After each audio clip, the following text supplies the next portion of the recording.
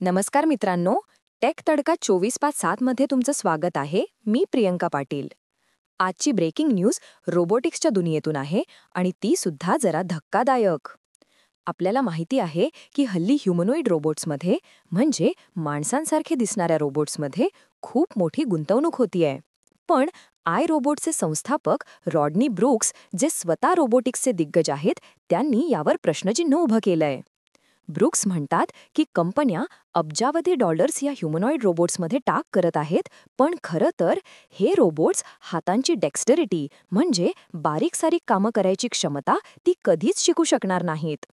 म्हणजे विचार करा, जर हात नीट कामच करत नसतील तर या ह्युमनॉइड्सचा उपयोग काय?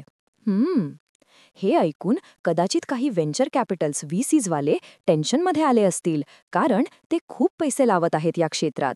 पण खरं तर अनेक रोबोटिक्स एक्सपर्ट्स आणि एआय सायंटिस्टना सुद्धा वाटतंय की ह्युमनॉइड रोबोट्स मोठ्या प्रमाणात वापरात यायला अजून काही वर्ष किंवा दशकं तरी लागतील. व्हीसी फॅडी साज स्पष्ट म्हणतात की अंतराळात पाठवण्याशिवाय सध्या तरी ह्युमनॉइडसाठी मोठी मार्केट दिसत नाहीये. आणि ह्यांच्या सुरक्षेचा प्रश्न तर अजूनच मोठा आहे. विचार करा, जर हे ह्युमनॉइड्स आपल्या घरात आले, मुलांवर किंवा पाळीव प्राण्यांवर पडले तर? किंवा समजा त्यांचं हॅकिंग झालं तर? रात्री अचानक घरातल्या वस्तू तोडायला लागले तर? म्हणजे खूप रिस्क आहे यार. टेस्लाचा ऑप्टिमस आठवतोय? 2021 मध्ये घोषणा झाली, 2023 मध्ये येणं अपेक्षित होतं. पण आलं नाही. 2024 मध्ये दाखवलं, पण खरं तर ते रिमोटली कंट्रोल होत होते. आता 2026 मध्ये विक्रीची घोषणा करतायत.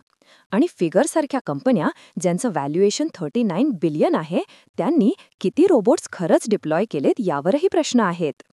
एनव्हिडियाच्या VP of AI research Sanja Fidler हिची तुलना तर जुन्या सेल्फ ड्रायव्हिंग कारच्या क्रॅशसोबत करतीये. म्हणजे सुरुवातीला खूप हाईप होता, पण पूर्ण ऑटोनॉमीला अजून वेळ आहे. तर मग काय आहे सत्य? काय हे फक्त एक इन्व्हेस्टमेंट बबल आहे? रॉडनी ब्रूक्स यांना वाटतंय की फ्युचरमध्ये ह्युमनॉइड रोबोट्स नक्की येतील, पण कदाचित चाकांवरती असतील किंवा त्यांचे फीचर्स माणसांसारखे नसतील, आणि ते पण अजून 10 वर्षांनी. पण काही स्टार्टअप्स डेक्स्टरिटीवर काम करत आहेत, जसं की प्रोसेप्शन आणि लुमिया.